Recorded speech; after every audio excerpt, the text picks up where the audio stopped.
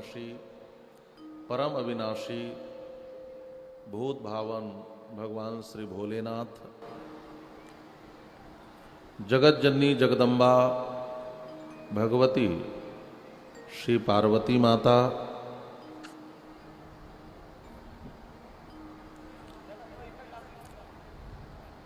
जिनके पावन सानिध्य में यह संपूर्ण कार्यक्रम समायोजित है, ऐसे मंच पर दर्शन दे रहे अनंत श्री विभूषित परम पूज्य श्री राजा भारती जी महाराज, जिनकी श्रम साधना से यह सुंदरतम कार्यक्रम हम सबके जीवन में उपलब्ध हुआ, ऐसे परम तपस्वी परम मनस्वी संत परम श्रद्धेय पूज्यपाद श्री शोभानंद भारती श्री मौनी बाबा जी महाराज, अन्यान्य मंचस्थ समस्त संत वृंद, विद्वत वृंद, कलाकार वृंद, उपस्थित भगवत कथा सुधा स्वादन परायण महानुभाव।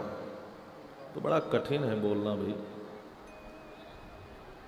किसी अच्छे ऑपरेटर को बुला लो जिसको ऑपरेटिंग आती हो। श्री राम श्री राम श्री राम।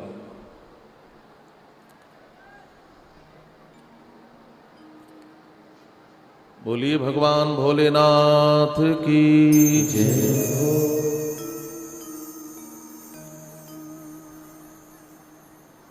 राजस्थान के इस पावन पुनीत धरा अलवर के जावली ग्राम के इस पवित्र प्रांगण में कथा सत्र के प्रथम दिवस पर विरास 2100 कुंडीय महायज्ञ के सुअवसर पर श्री शिव महापुराण के माध्यम से भगवान शिवाशिव की कथा सुधा का समास्वादन करने के लिए हम लोग यहाँ पर उपस्थित हुए हैं। आइए हम सब शांत चित्त, दत्त चित्त, एकाग्र चित्त, भावचित्त और समाहित चित्त होकर श्री शिव कथा के इस मंगल मंदाकिनी में प्रवेश करें।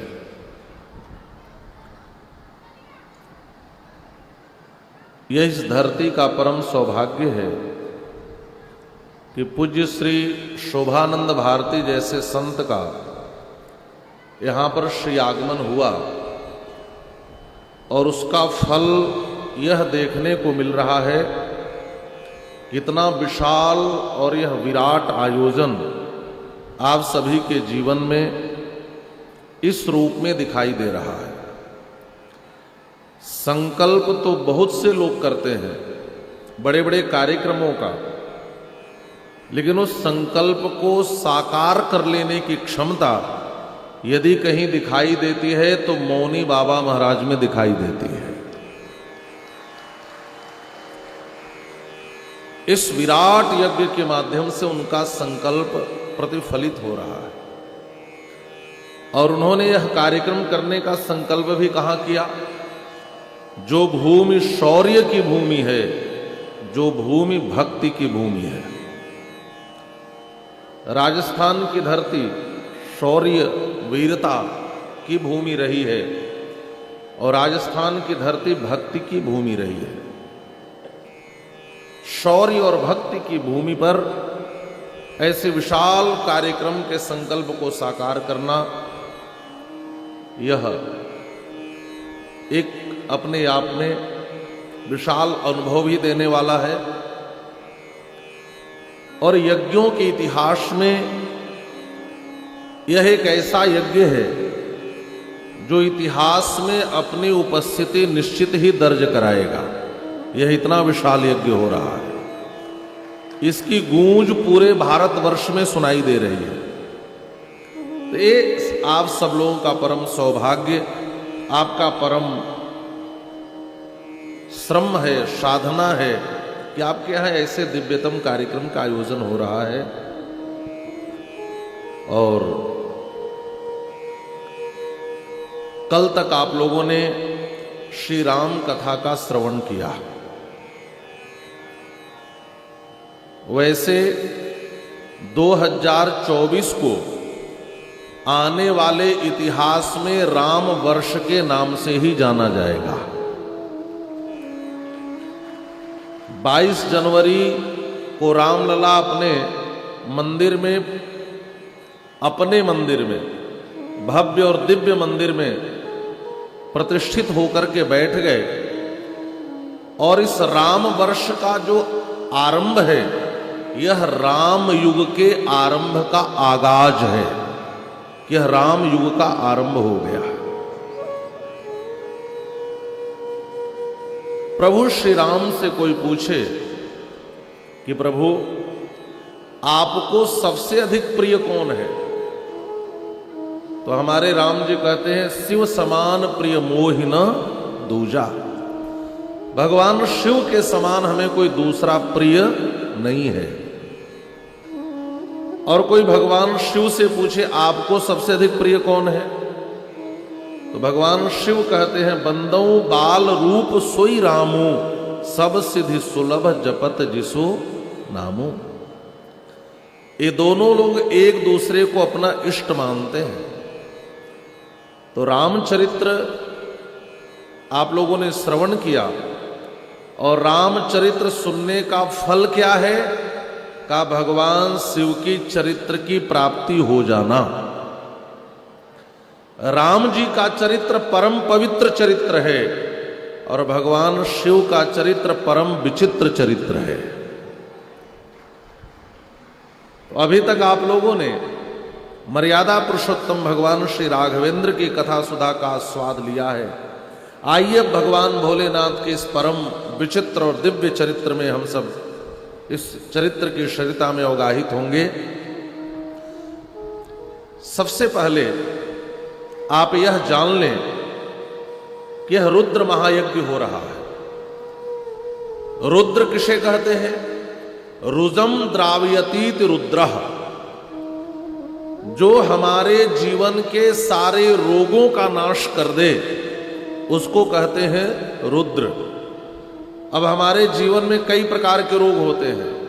शारीरिक रोग होते हैं, मानसिक रोग होते हैं, आध्यात्मिक रोग होते हैं।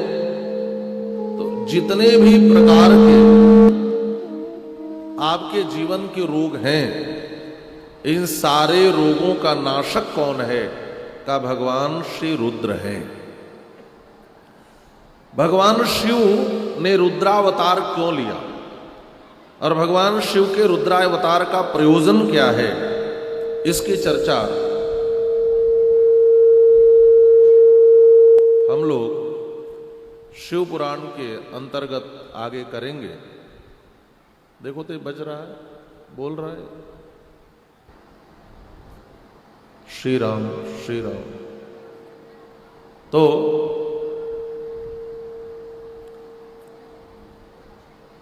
आज से श्री शिव महापुराण की कथा आरंभ हो रही है। आपके मन में एक प्रश्न उठता होगा कि हम कथा क्यों सुने। थोड़ा सा विचार करना, हम कथा क्यों सुने? आपने ऐसा विचार किया है? एक बार एक व्यक्ति ने पूछा कि महाराज जी ये बताइए कथा किस लिए? वो दुकानदार था। तो हमने उससे पूछा कि अच्छा तुम बताओ तुम्हारी दुकान किस लिए? तो उसने कहा दुकान पैसा कमाने के लिए। हमने पूछा पैसा क्यों कमाते हो? उसने कहा पेट भरने के लिए। मैंने पूछा पेट क्यों भरते हो? कहा जीवन जीने के लिए। मैंने पूछा जीते क्यों हो? इस प्रश्न पर वह मौन हो गया। और आज का संपूर्ण मानव समाज खेती करे, व्यापार करे, नौकरी करे, उद्देश्य है पैसा कमाना। पैसा कमाने का उद्देश्य है पेट भरना, पेट भरने का उद्देश्य है जीना। लेकिन उनसे पूछ दे जीते क्यों हो, इस प्रश्न का उत्तर उनके पास नहीं है। मैंने कहा हम जीते क्यों हैं, यही बताने के लिए इस कथा का आयोजन है, इस यज्ञ का आयोजन है कि हम मानव जीवन हमें क्यों प्राप्त हुआ है और हमारे जीवन का अर्थ क्या है, हम जीते क्यों हैं, यही बताने के लिए इस यज्ञ का आयोजन है। दूसरी बात, आज समाज में चारों तरफ प्रदूषण, पॉल्यूशन दिखाई दे रहा है। हमारे भारत में गंगा, यमुना जैसी नदियां प्रदूषित हो गई। आज आप किसी अच्छे शहर में चले जाएं तो वहां दिन के उजाले में कालिमा दिखाई देने लगी। इतना पॉल्यूशन, इतना प्रदूषण। और यह बात केवल भारतवर्ष की नहीं है, दुनिया में जब भी सबसे बड़ी कोई सभा होती है तो उसमें ग्लोबल वार्मिंग की चर्चाएं की जाती हैं।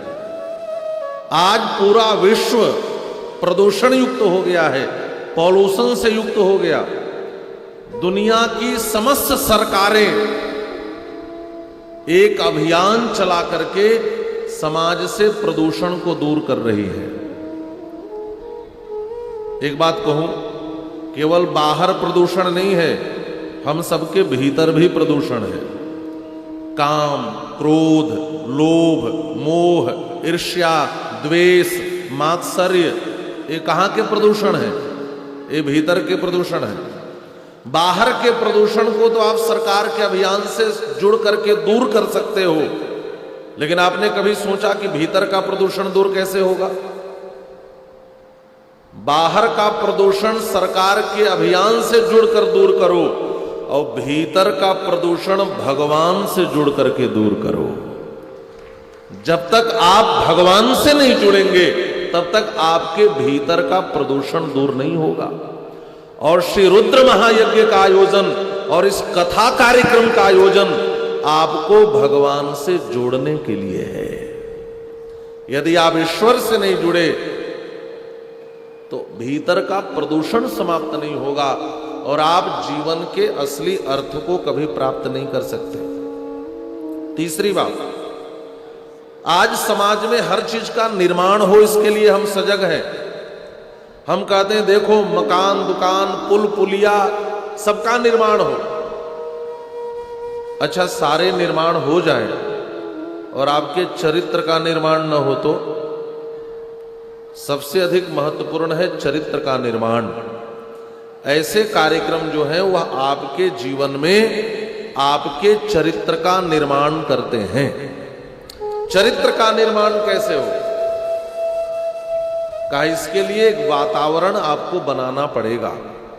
यज्ञ और धार्मिक आयोजन एक ऐसे वातावरण का निर्माण करते हैं जहां आकर के व्यक्ति का निर्माण स्वतः हो जाता है। इसलिए एक कथा का आयोजन है। आप सोचते होंगे कि कथा कहते किसको है? देखिए, कथा शब्द में दो अक्षर हैं, क और था।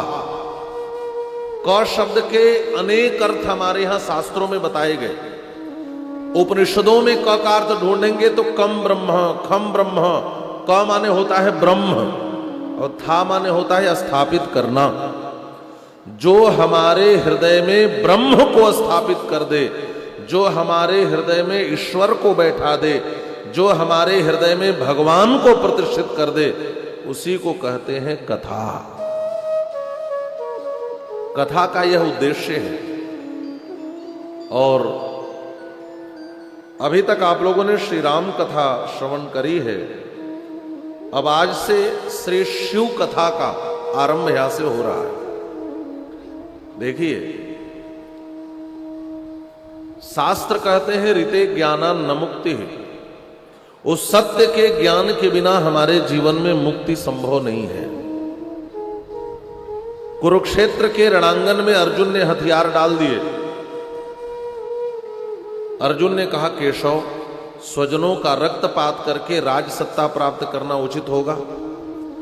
भगवान श्याम सुंदर ने पूछा, अर्जुन तुम करोगे क्या? अर्जुन ने कहा कि इससे तो अच्छा है कि मैं सन्यासी हो जाऊं। भगवान श्री कृष्ण ने कहा, सुनो, अज्ञान की अवस्था में तुम सन्यासी भी हो जाओगे तो तुम्हारा पतन होगा, और ज्ञान की अवस्था में तुम युद्ध भी करोगे तो मोक्ष की प्राप्ति होगी। यह आवश्यक नहीं है कि हम संन्यास्त हैं कि गृहस्थ हैं। हमारे जीवन में यह आवश्यक है कि हमने कितना ज्ञानार्जन किया है। हम भारतवासी ज्ञान की संपदा में संसार में सबसे समृद्ध हैं। हमें वेद जैसा ज्ञान विरासत में मिला है। एक इतिहासकार ने लिखा है कि वेद भारतीय गडेरियों का गीत था। मैं कहता हूं जरा तुम विचार करो, जिस देश का गडेरिया वेद की तरह ज्ञान का गीत गाता होगा, उस देश के विद्वान कौन से गीत गाते होंगे, तुम्हें विचार कर लेना चाहिए।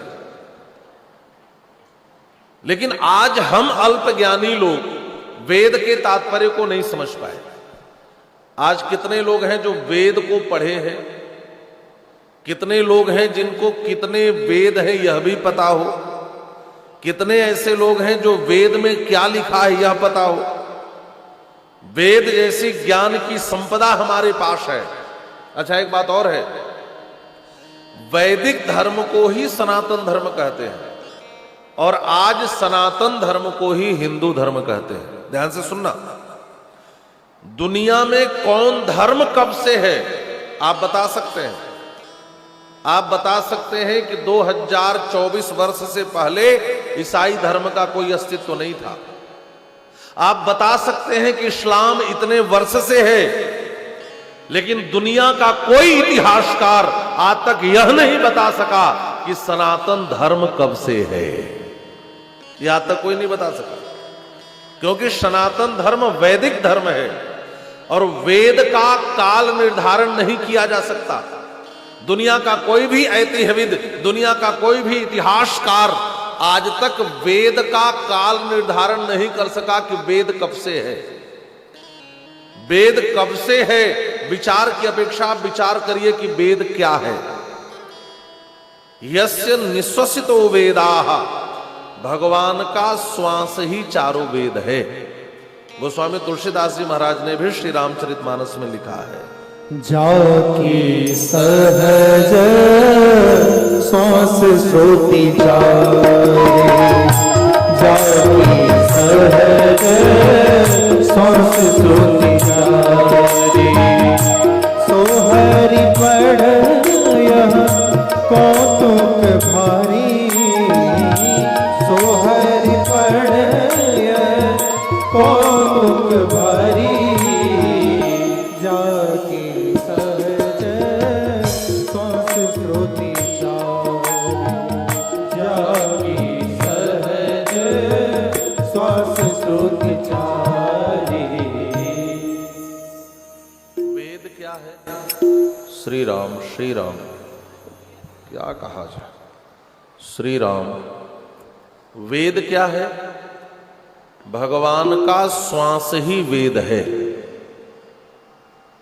ध्यान से समझना, भगवान का श्वास ही चारों वेद है। ठीक है। अच्छा, मैं आपसे पूछूं कि आप एक बात बताओ, आपकी सांस आपके साथ कब से है, तो आपका उत्तर क्या होगा? बोलिए। सांस मत समझ लेना, श्वास, श्वास समझ गए? नहीं माता